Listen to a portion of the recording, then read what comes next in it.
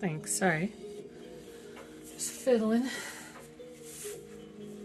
with stuff.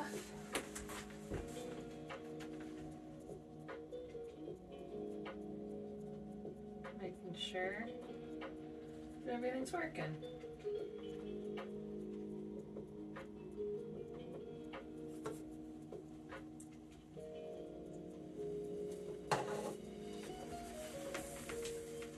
Alright, so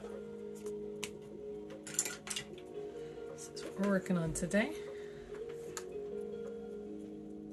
I have some of the important tools such as a bottle of water. This is really important, honestly.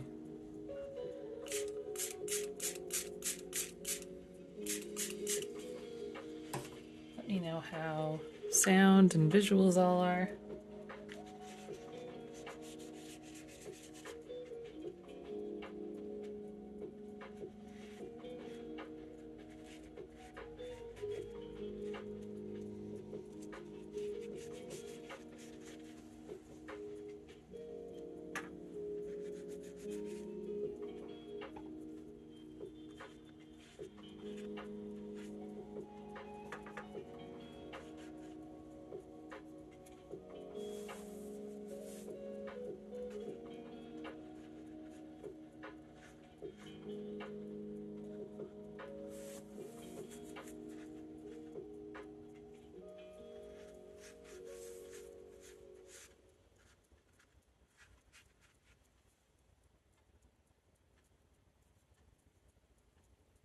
So I'm going to try and paint this piece without any yellow, but we're going to see if that is going to fly or not.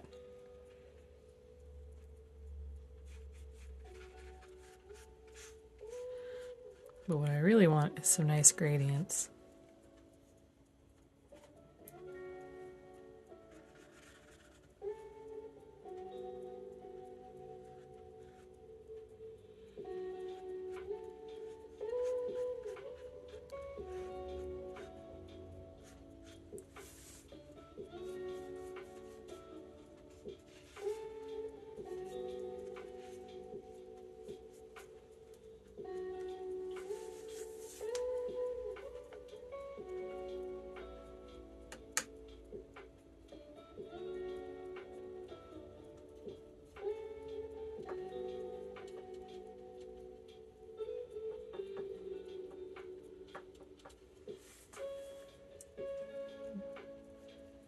I don't need to make this a really limited palette, but I can, I think, get away with a pretty limited palette, which is pretty cool, I think.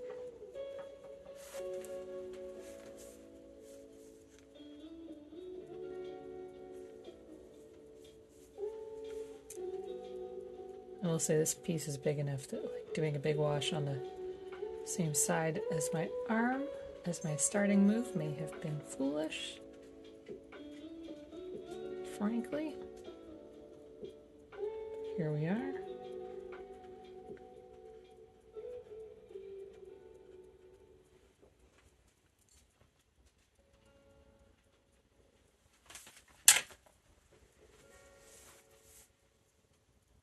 Whoop, gotta retweet, just a second.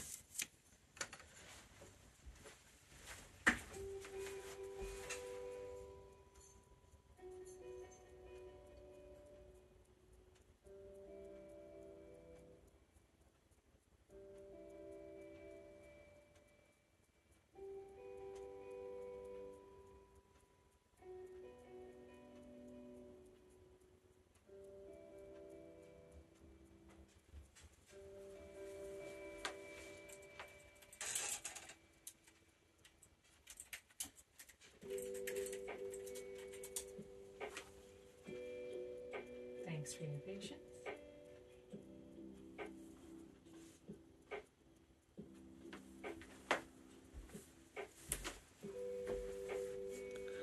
So, I have some cloths down here, and they're just scrap pieces of work pants that died long ago. I am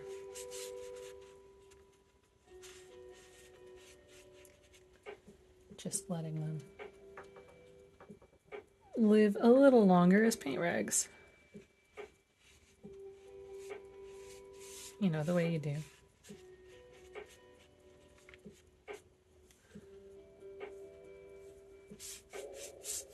So this is a cold press paper. I did another painting with the same sort of inking style last week that was on a hot press paper. And they are very different painting experiences.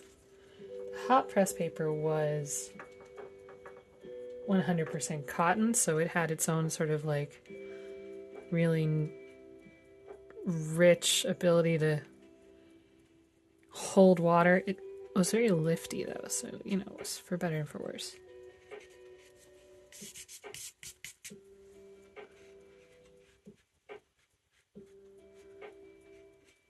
So I've got a color comp I did.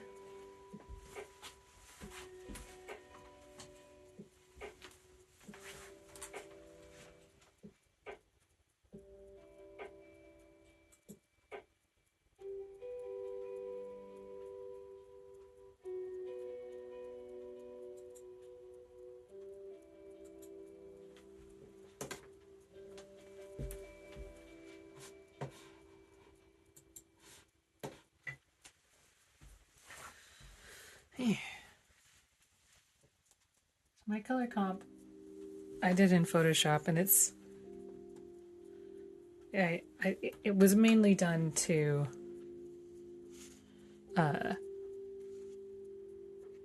determine sort of my warm-cool pattern, which is what the light is doing, as opposed to trying to be really smart about every possible color.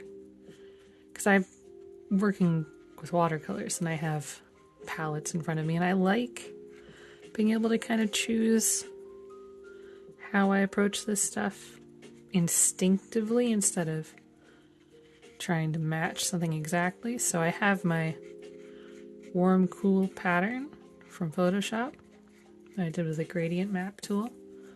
Just one of my favorite ways to very quickly see what I think of a piece.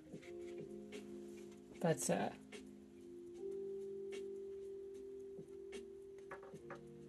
it isn't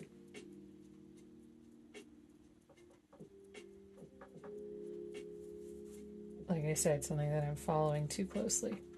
Sorry, painting and talking tonight. We'll see. I'm not at a hundo in terms of sheer brain power today, so see what we get from old Shell.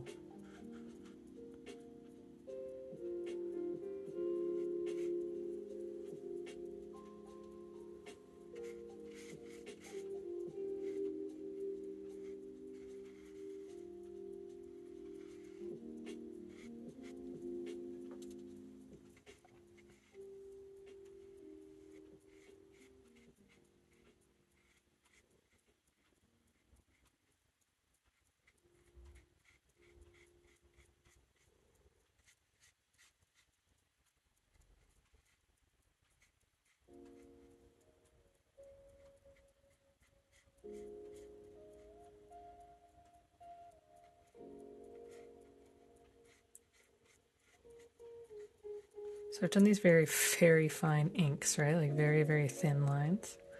I did them digitally so that I'm not, you know, stressing myself out.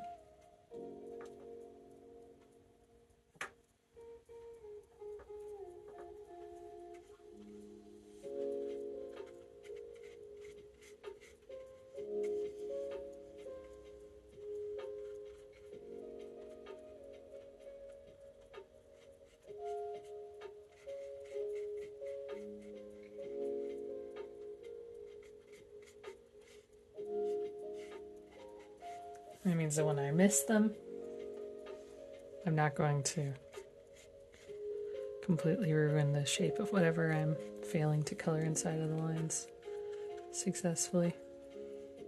Which is a relief. Because frankly, I don't think it's something I'm that good at.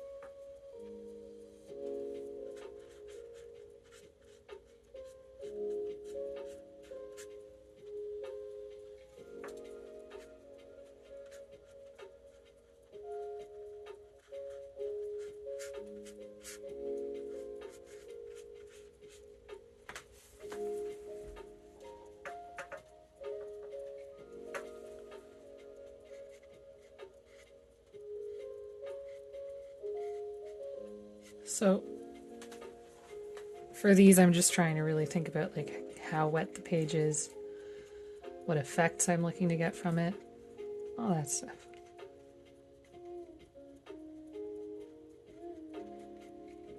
Dropping in like fairly rich pigment in here.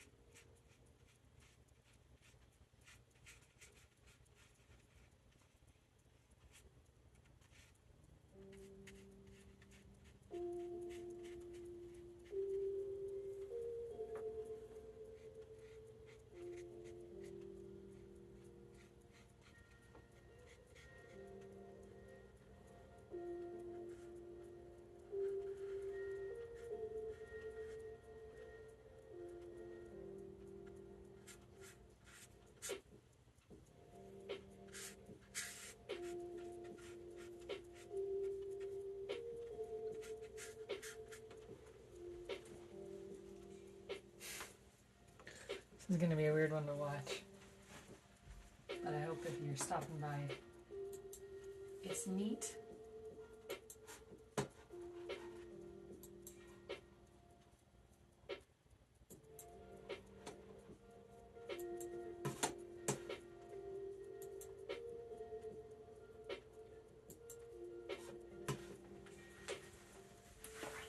I'll just pull my stool over. I have a ergonomic stool that kind of wobbles, so that I'm sitting actively.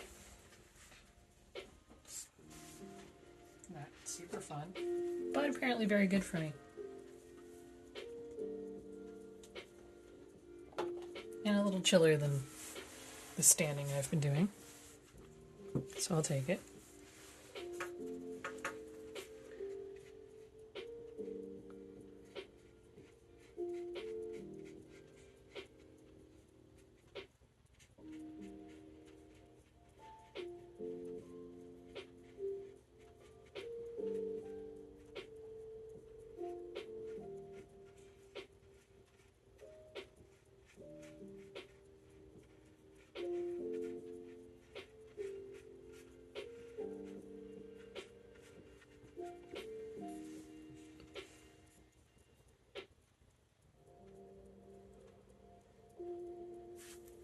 So this whole thing can get painted fairly roughly, I think.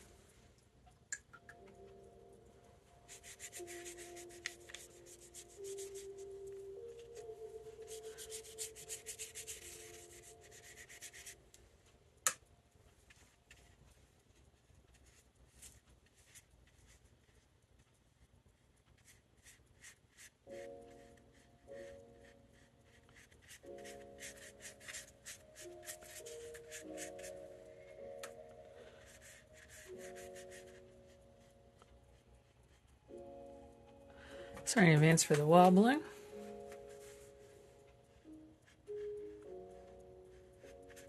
What I need to do is get a wall mount for this camera so that it is less touchy. All right.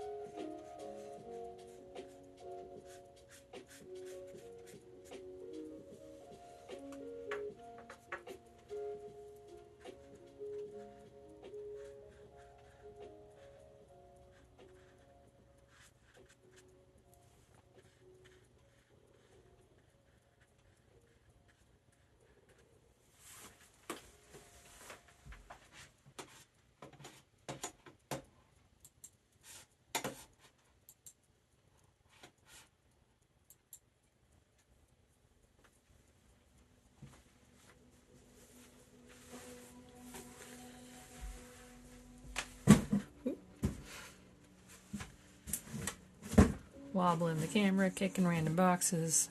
This is what we call pro level streaming.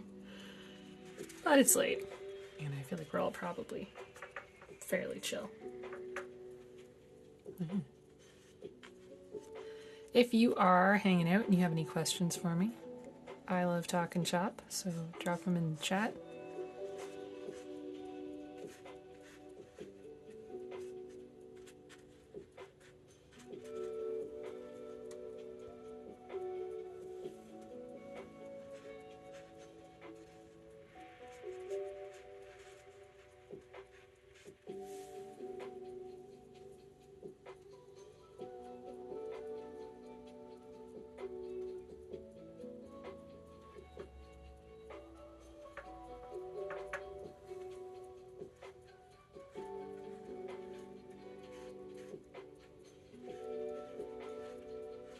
Having just done one of these, one of the sort of tricky things is that I remember the end game stages of painting the last one. But what I need to be thinking about right now is the beginning of this one, which is a different consideration.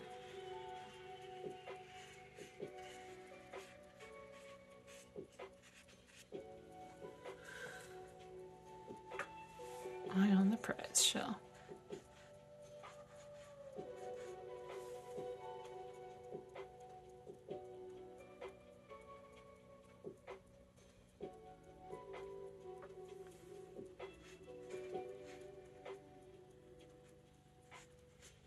I've been archiving some of my old sketchbooks. I thought that would be a fun pandemic activity. It's a necessary thing. I've been keeping them in like moving boxes in the closet, and that's not a long-term solution. I have sketchbooks from the past 27 years of my life, 28. So I've got to take some responsibility for figuring out what my long-term goals are with them. What I can say fairly confidently is my long-term goals are to keep them in a box in the closet. So what do I want to do with them?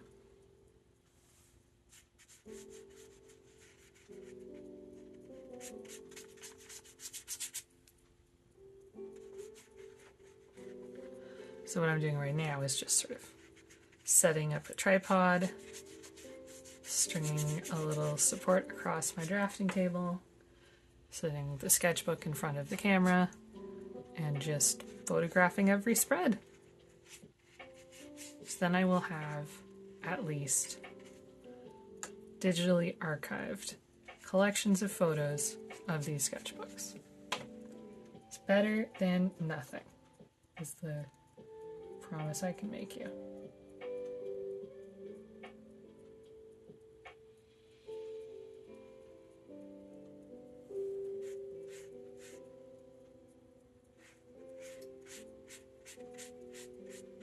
So I've been a fan of Naomi Van Doren's for a long time, and last year, oh gosh, or the year before, I've been thinking about sort of her visual style and what I could learn from it, and I had approached it as learning about doing this sort of thin line work, using colored line work, and just in general incorporating line work into watercolors, which is a thing that she does and does very, very well.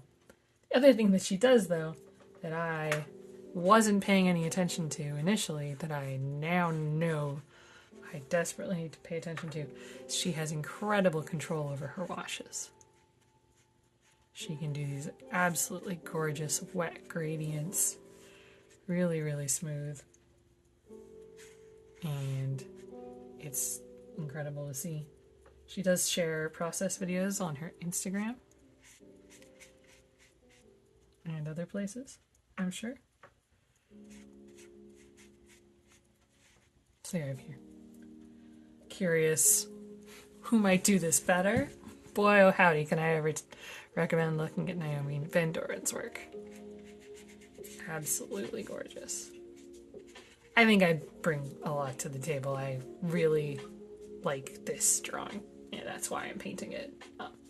But I'm experimenting with a different approach to painting, and that is indeed feeling awkward.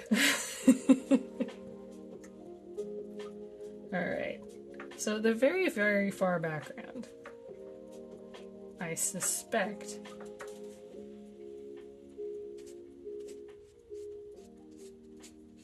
is just going to be very sort of green, cyan, viridian, seafoam for now.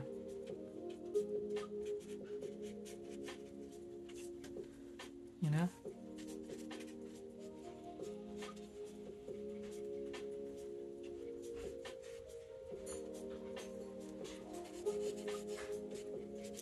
But that's nice.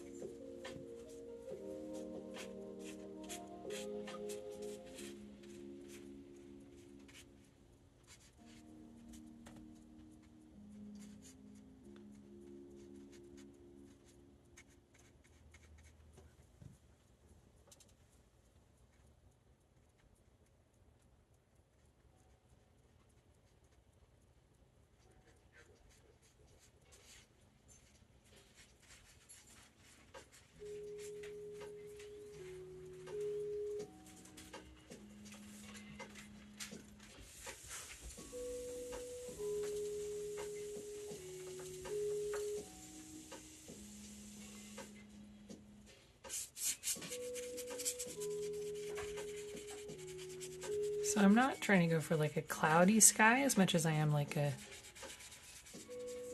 early morning, not yet sky, you know? Like this. A little bit of a gradient to it, maybe a sense that there's sort of light coming in from somewhere.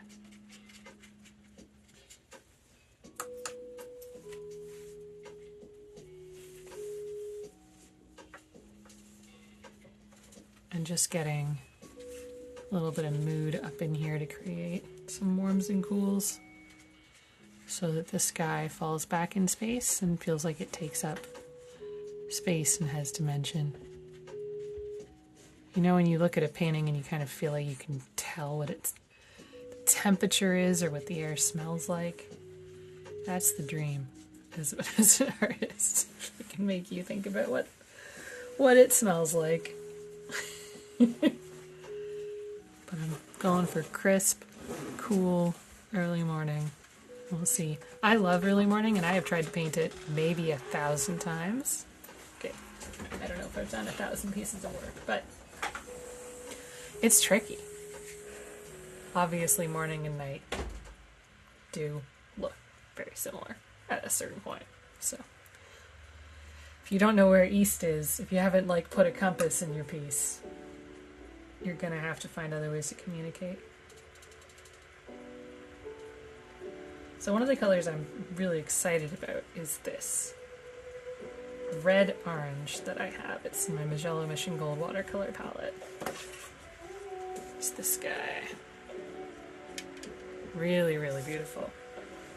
It's orange, but it's so red it can mix beautiful purples and pinks and things. And that is the melodious sound of my dog. In and out, and in and out.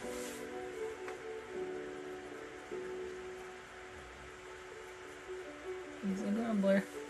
But yeah, it's really, really fun color, so I can get these pretty, like they're not super saturated, but they do have a lot of depth to them. And I like that. I like that a whole bunch. So I have a really lovely warm purple I can mix with these.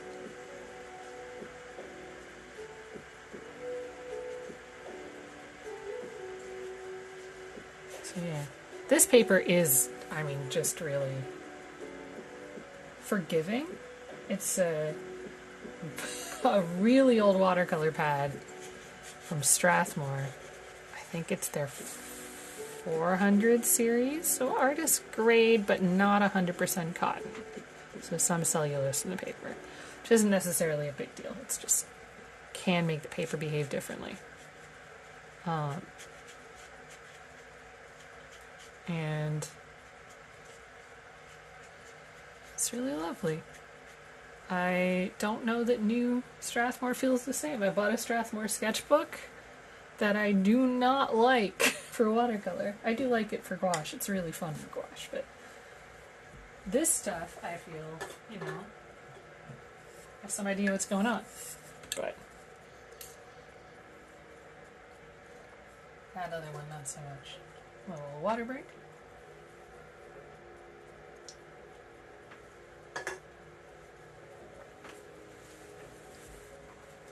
Yeah, if you have any questions, pop them in the chat. I'm just shooting the shit. Aww.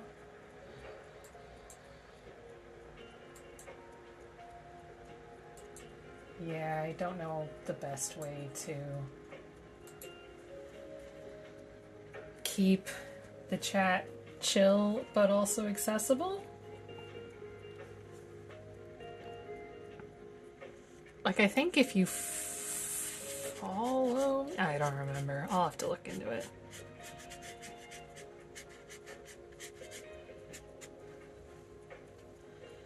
I get a weird little thing here. I'm not sure I'm going to be able to soften that. That might just be here forever.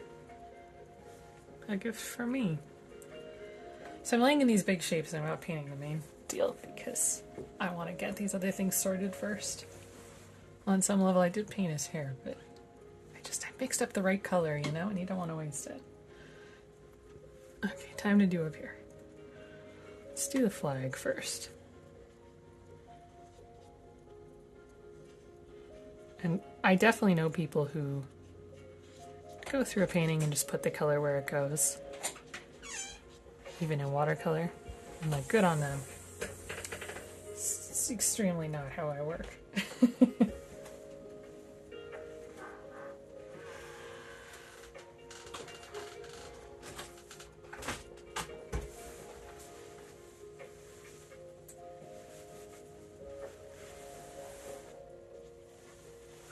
Sorry, I don't think this is quite in frame, but I have a sort of flag that comes down over the top of this tent.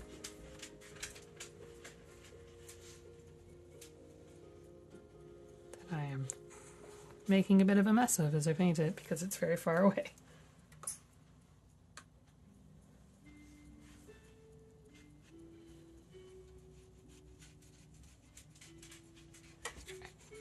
Soften some of my blurry edges.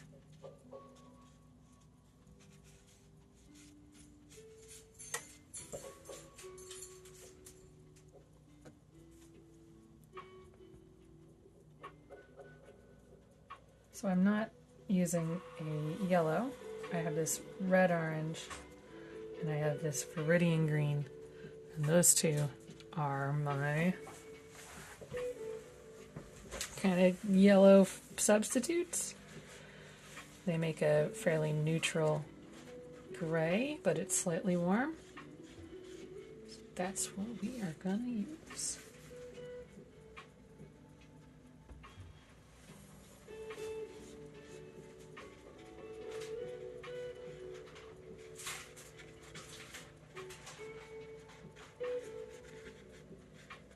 I was thinking about what I liked about these tents, and I had a memory of a cartoon with like medieval jousting tents, army tents and stuff, and they're all these different fun colors. I feel like maybe it's the cartoon Robin Hood, but I'm not sure.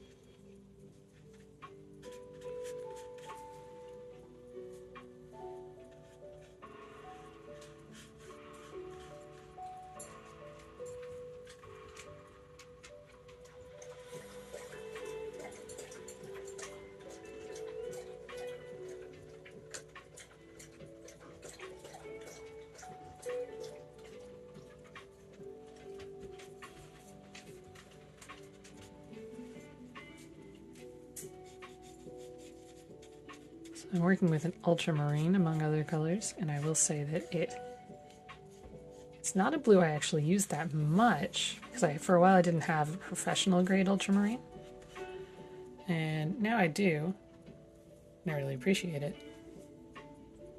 but it is very saturated. Really intense color.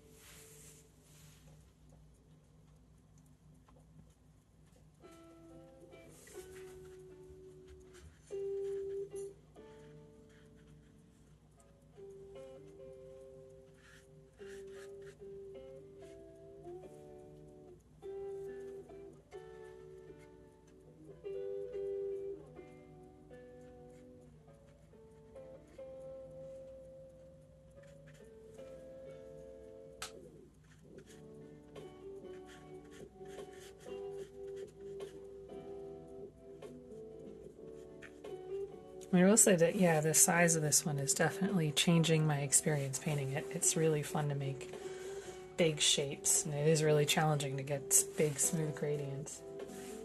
So that's cool.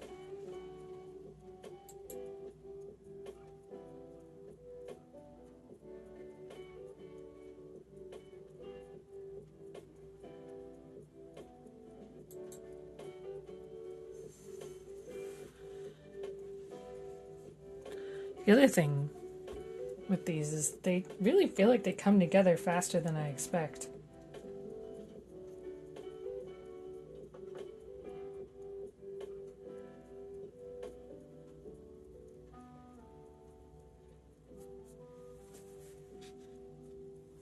Because I'm not trying to do anything like hyper realistic with them, you know, I'm getting color on the page pretty quickly.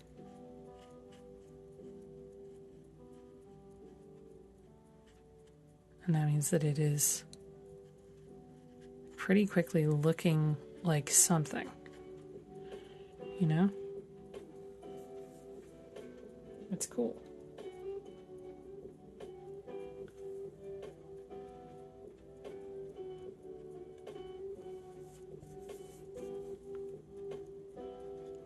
One of the things that I, don't do is I don't keep using the same supplies over and over. I often try out different paper, different brushes, different paints, because for me that's part of the fun of traditional media, is the experimentation. But it does mean I'm not really getting like a sense for like the drying value shift on these or anything like that. So that's not. I could be smarter. You know. But I'm not gonna. Maybe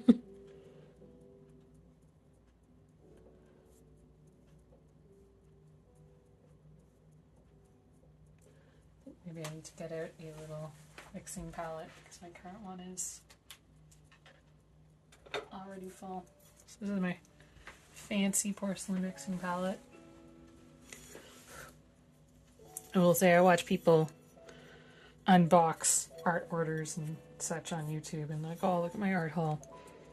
And I know that those are really just like, here's a fun catalog of stuff you wish you had. What if you went and bought it? I get it. I know that that's how they work. However, they are also a fun catalog of stuff I wish I had. And it is very satisfying to watch somebody unpack one. And the best thing to see someone unpack is definitely porcelain palettes. That's the sweet spot. That's the good shit.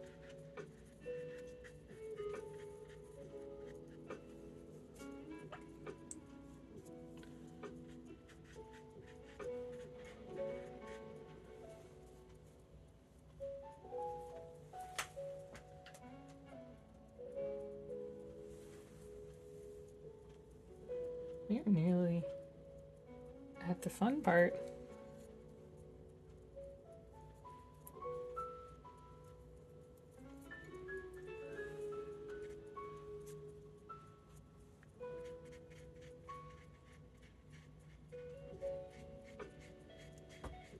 The fun part being the figures, if you were wondering.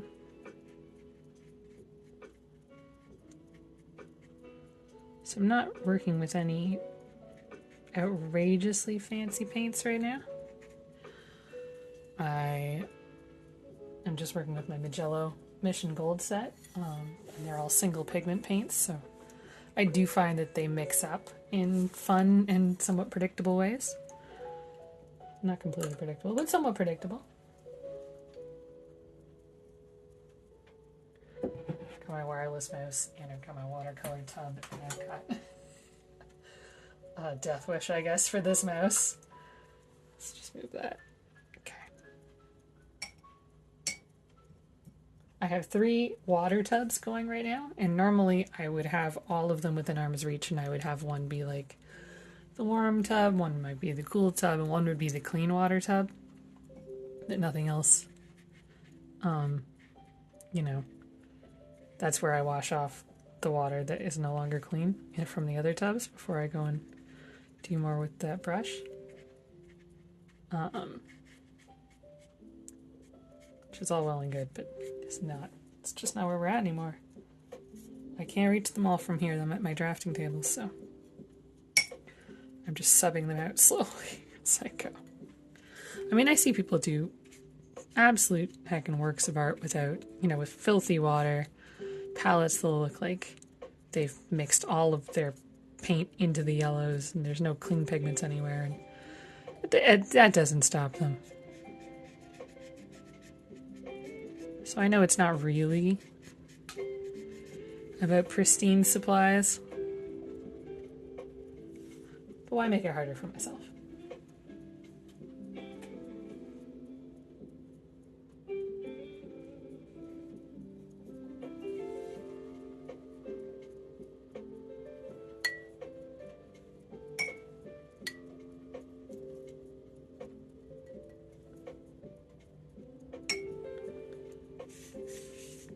So I'm just laying some water in on an area that I have already painted because I want to put in a really soft shadow. And I don't want it to have hard edges,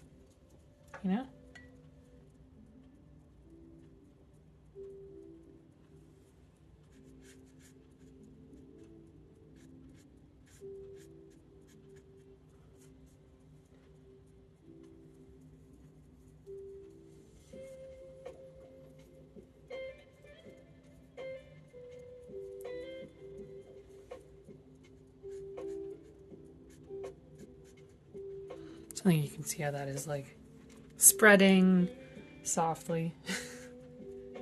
Not really any really crisp edges. I'm not the best at controlling my edges, but I do know what I like. Achieving it is a whole other matter. But let's move on to the fun part, which is our 2 figures. So I'm going to take this 12 and just put it aside for something a little smaller. Well, okay, this technically thinks it is also a 12, but one of these 2 brushes is larger than the other. So we'll use the smaller of the 2.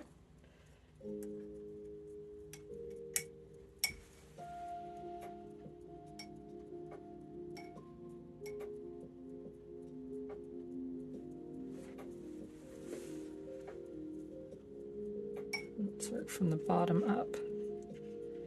So I'm going to kind of wet the thing that I'm going to paint so that I can lay in some color softly.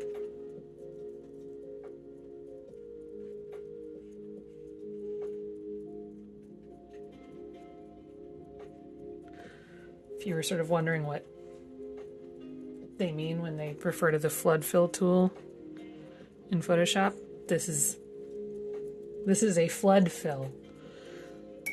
I flood the area with water.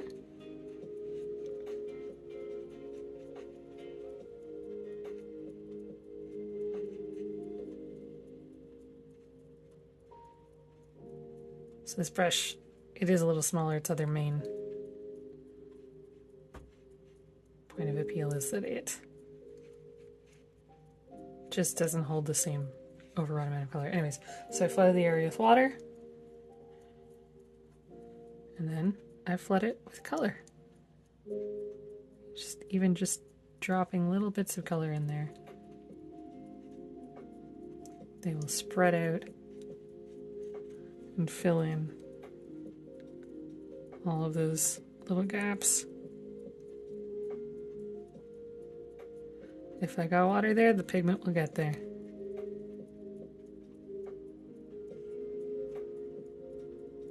It's great.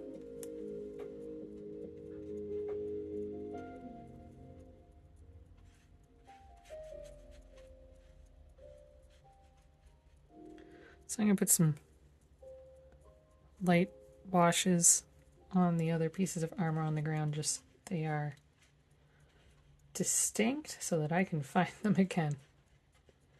So you may have noticed my inking on the ground plane is not like the most representational inking that anyone has ever done.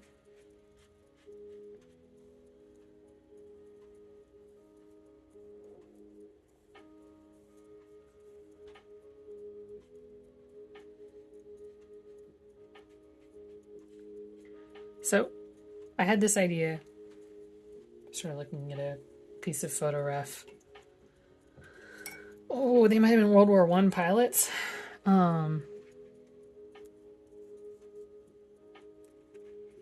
Couldn't tell you for sure. But like getting suited up in pretty intense outfits. Lots of padding and zippers and, you know, clearly pushing the insulated part of going up into the air. And I like the pose, I like the dynamic. I wanted to kind of push it a little farther. And I felt like the obvious choice was to just take that outrageous outfit and go all the way in either a sci-fi direction or a fantasy direction.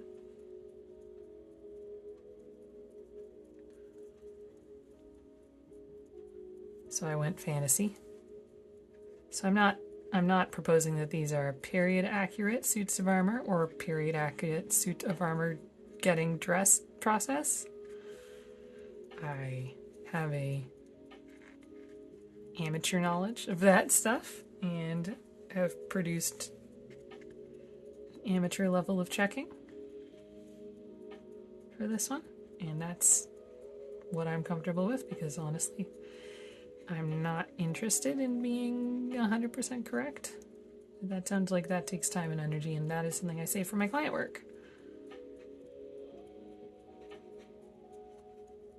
So for personal work, I'm happy to exist in a slightly less real, slightly less accurate, slightly less carefully researched version of the imaginary past. And maybe you sort of assume that that's not a big deal. And for you probably isn't. Honestly, I know that I have a different relationship with this stuff. But for me, yeah, I have to make a very conscious choice to not catch myself up in all of this. You know, I don't need to. It's not necessary. It won't make my work better. It won't even make my process feel better to get totally bogged down. And I have in the past fully used it as justification for not starting things, which is the opposite of what it's supposed to be doing. You know? So, now the problem with my house right now is that obviously living in Ontario, it's winter and my heat is on, and my heat is on in this room in particular because we also have the back door. Whoever built this house put 2 heat vents in it. One over there and one over there. And so stuff dries really fast right now. So attempting to kind of create a controlled wash that is also going to stick around as I finish making the whole area wet. It's a little bit of a balancing act. Slash not going to work perfectly. But that's okay.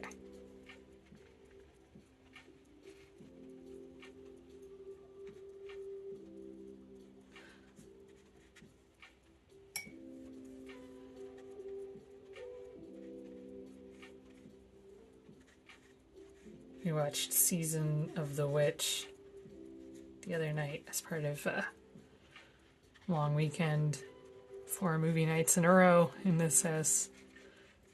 And, you know, it has that sort of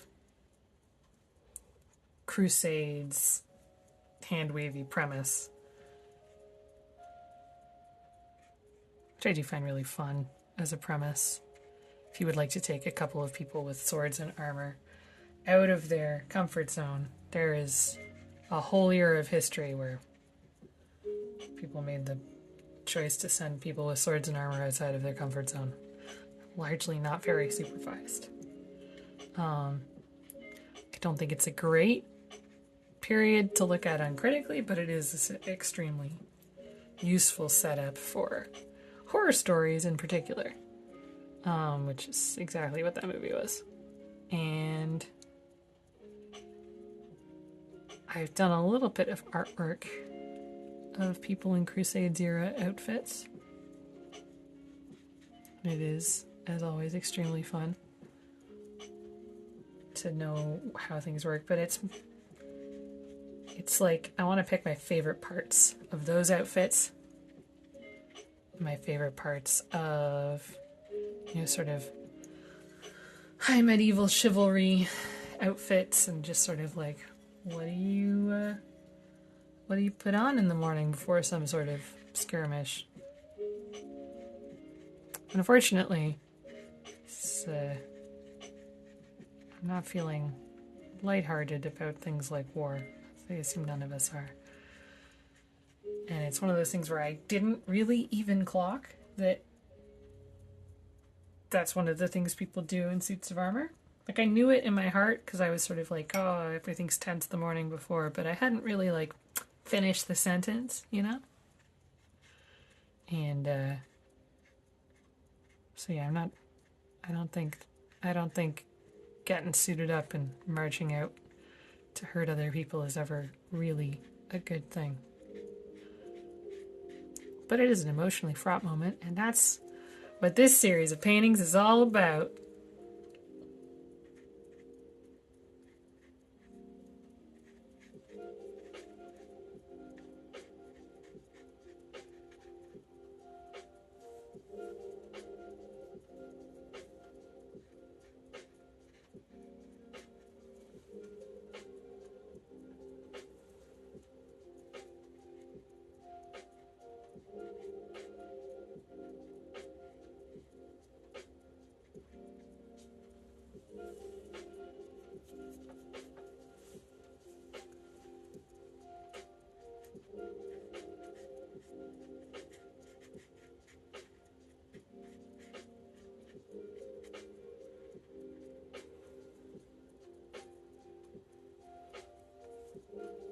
I guess, you know, when people talk about having OCs and original characters and these sorts of, like, ideas, I wasn't that comfortable with that word for it for a while.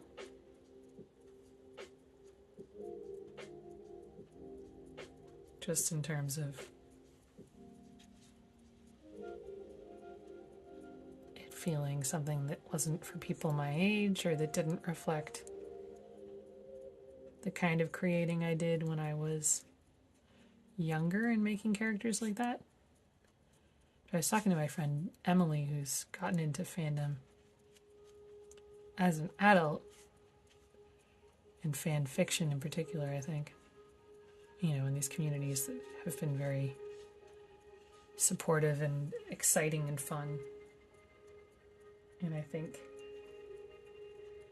that I could learn how to be a little chiller if I wanted.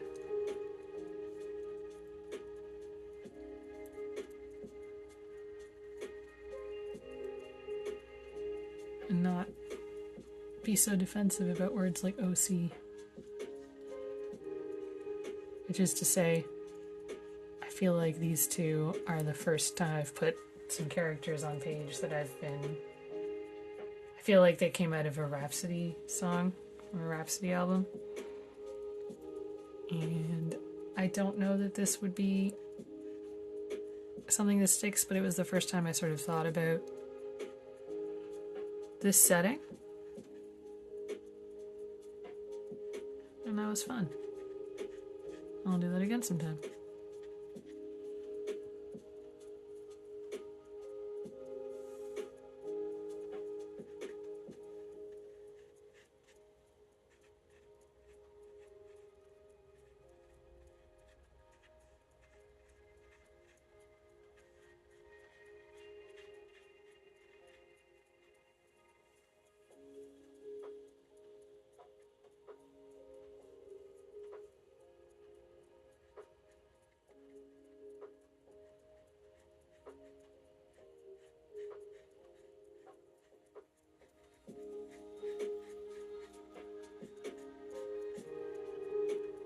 I do find music to be a really nice place to find stories. I'm not saying don't steal them as much as saying just let your mind zoom out from whatever you're listening to. See where the next thoughts and feelings are. What the next scene would be.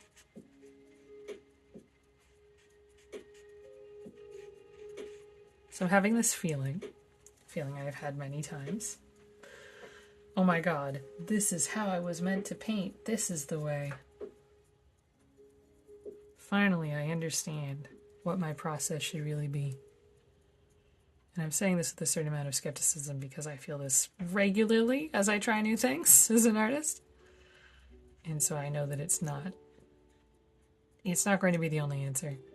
But it's really fun. It's a really fun feeling to feel like, oh, I think this is actually going pretty well. I hadn't considered that possibility.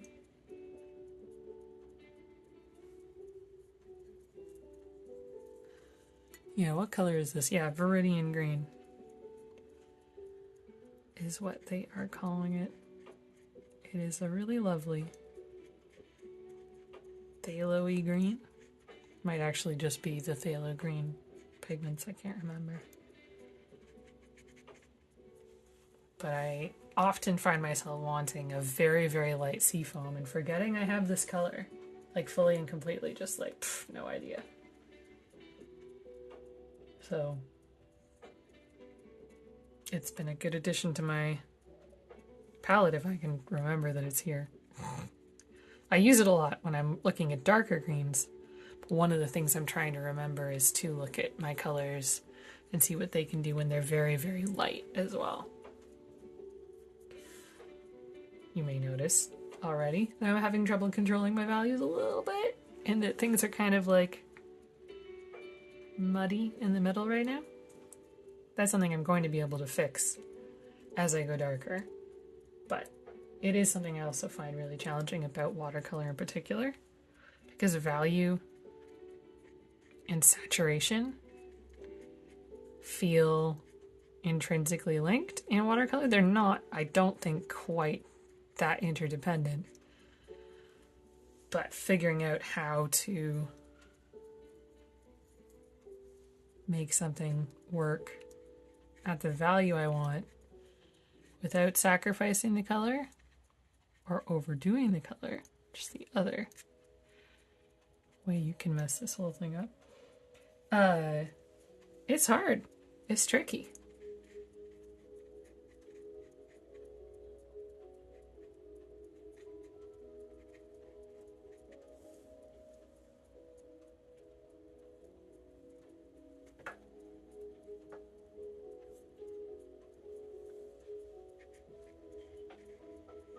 But yeah, I am really enjoying this, and I feel like I could sit and paint this for hours.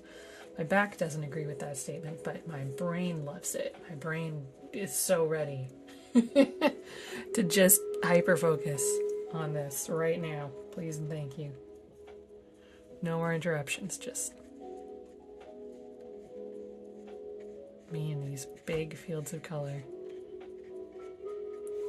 It's coloring in the lines, right? Like that is a simpler set of decisions for me as the creator. And that is pretty nice. It's letting me do things like focus on getting my gradients under control, getting smooth flat washes.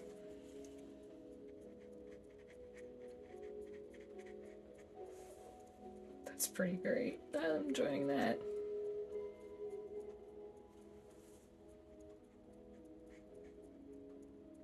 I guess it's letting me see a little bit more of what I can do.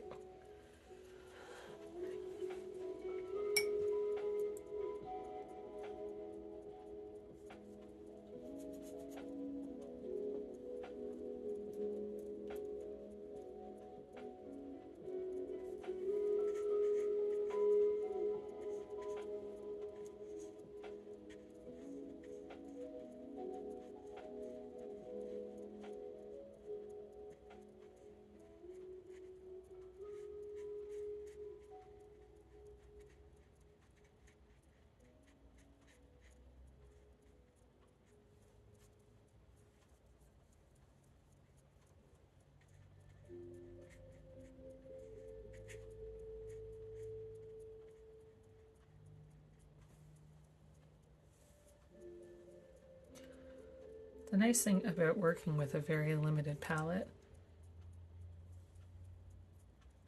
is that I don't have to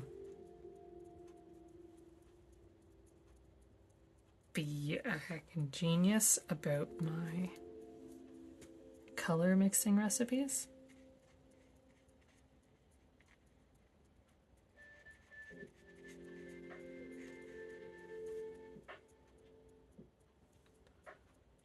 Like I know that it's going to be one of these several colors. I'll do a little swatch sheet after I get this. Flat it in.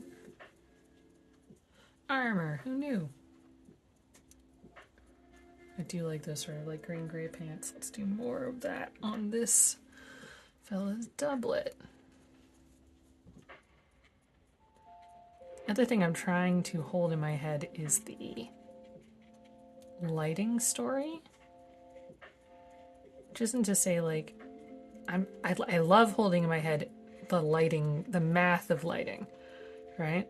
Like I find working out how to light a three-dimensional object really fun in my head, right? Like what if I moved a light up here, what would it look like? If I moved a light down here, what would it look like?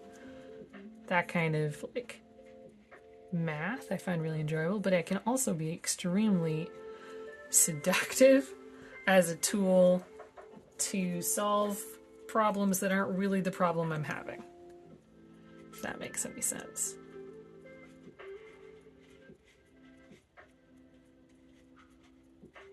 So I would really enjoy very slowly and carefully figuring out if the light from the sky is kind of teal and the ground is warm and the local color on this thing is red, and just kind of, going down that rabbit hole. I do love that shit, but it is extremely dangerously, seductively taped, and it doesn't actually solve my image, which is the problem. It's very easy to get into it and be like, this is how I will make the perfect image. But it took me a while to sort of totally grok this, and I'm sure that my instincts still don't fully agree. But a painting is not a math equation. And it's not going to look good because I did the math right. Right? It's going to look good because I solved the problem that the painting had in front of me and nothing else.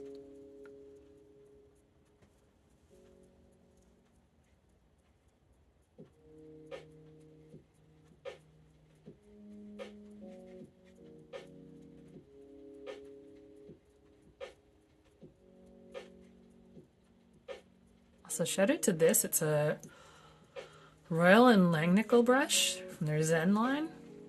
It is very synthetic, it is very cheap, and it is very fun to paint with. So much so that I went and bought the biggest one that they had.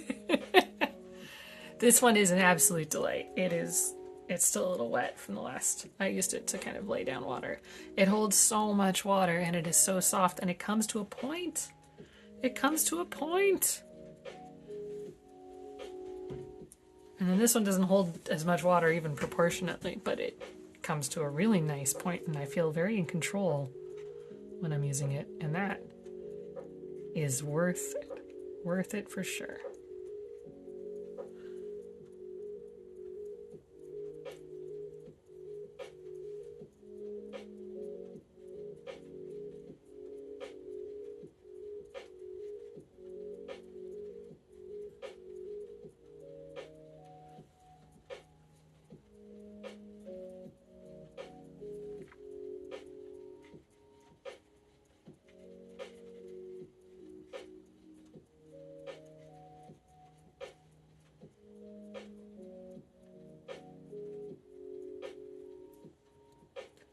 And I watch people paint who can put a single drop of water in the exact right place, and it's not really how I paint. I think if I hadn't already sort of started art school, I would be really stressed about that, but I'm done art school, baby. And I work in this industry, and I still don't paint like that. I still don't have that kind of control. And maybe I never will. And maybe that's fine. Just flood filling this area because it got a little out of hand.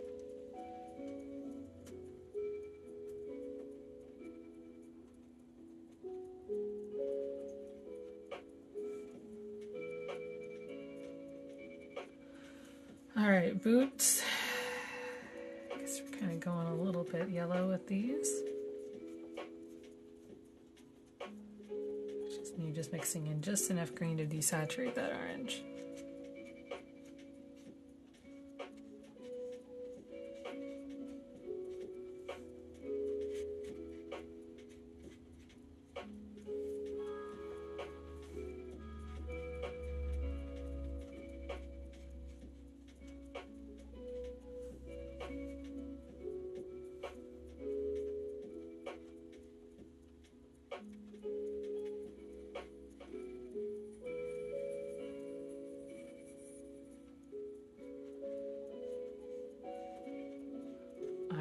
Drawing these boots, and I was like, man, you know what would make a boot look like a good boot? A heel, right? Like just that little heel that you might use to like stick your boot in the stirrups on a horse. And then I was like, that I don't think that they used stirrups that way in that time. And I was trying to think about what makes a medieval boot look distinctly medieval. And I think it might be legitimately the lack of heel. That, like, when you add a heel to a boot, you start getting into Three Musketeers territory. Which isn't a bad place to be, for sure. But just, like, you know, in terms of the historical moment, I'm I hadn't thought about guns as part of the setting here, and I'm content to leave it that way. So I'm going to let these be more old-fashioned boots without heels.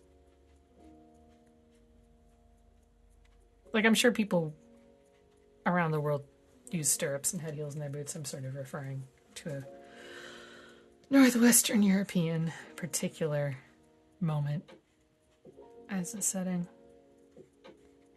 And I do like getting away from that. I think it was this one particular Rhapsody song that has lured me back.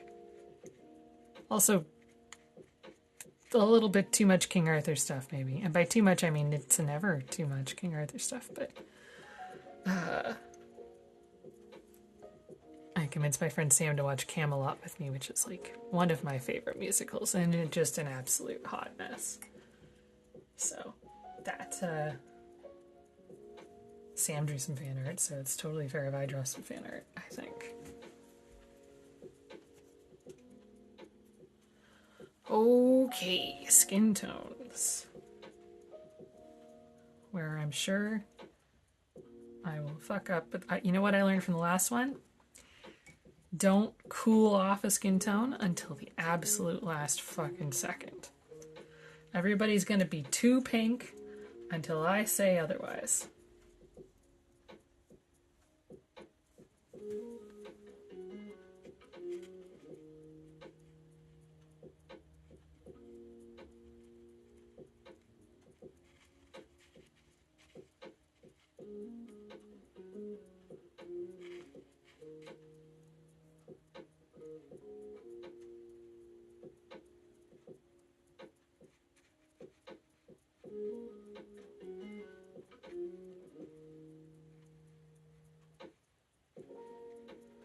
And how did I learn that, you ask? Well,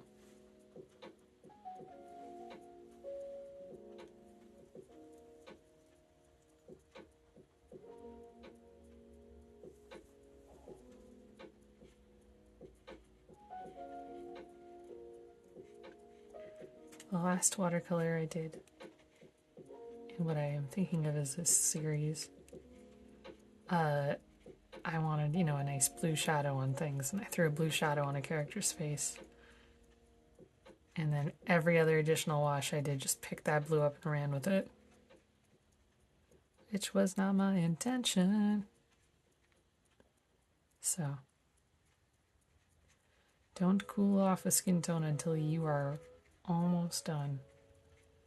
And then just do it once.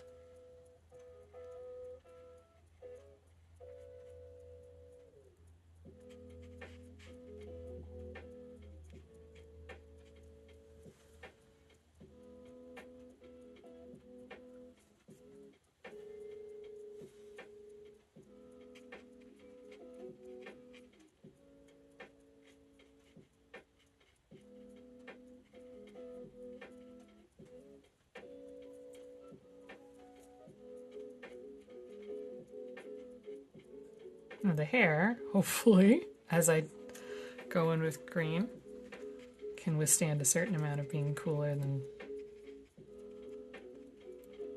skin tones. Suppose we are gonna find out.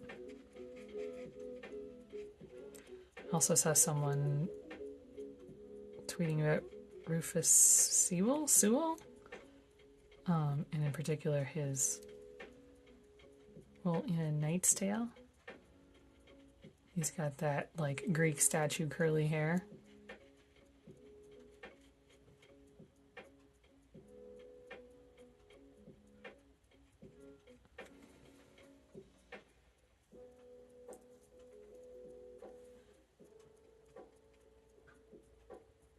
And that's pretty fun. It's a fun look, is what I'm saying.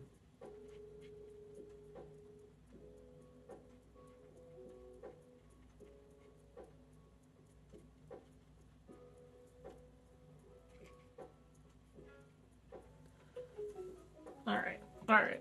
I'm going to do a little swatch sheet for you, just so you can see what pigments I am using on this. But otherwise, I think this is it for the painting for tonight. You know, when you get that sense that you're just kind of going on autopilot, that's That's when I should stop. Alright, so the very first pigment I used was this Viridian, which is a really lovely, again, I think it's probably actually phthalo green. I am using some ultramarine.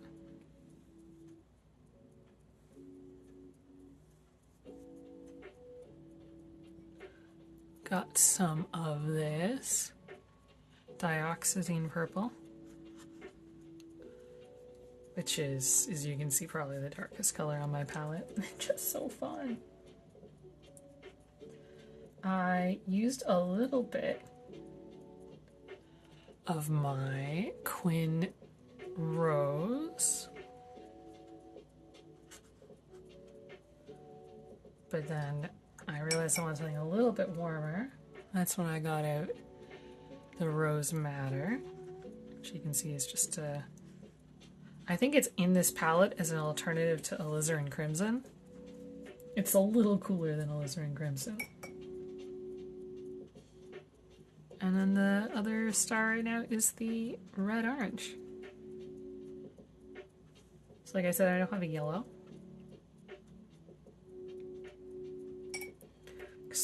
My instinct says I'm not going to need a yellow, but I don't know. You're allowed to have opinions. Do I need a yellow? But yeah, I'm going to keep this at my desk so that I can share these next time I stream or next time I photograph it. But yeah, that's me. Thank you all for stopping by. I hope you enjoyed watching this painting slowly come together. It's going to be a couple more sessions at least. And maybe I'll stream them. Thanks so much. Y'all have a good night, and I'll see you on the internet. Where I am Portable City. On the whole internet. Find me there. Bye!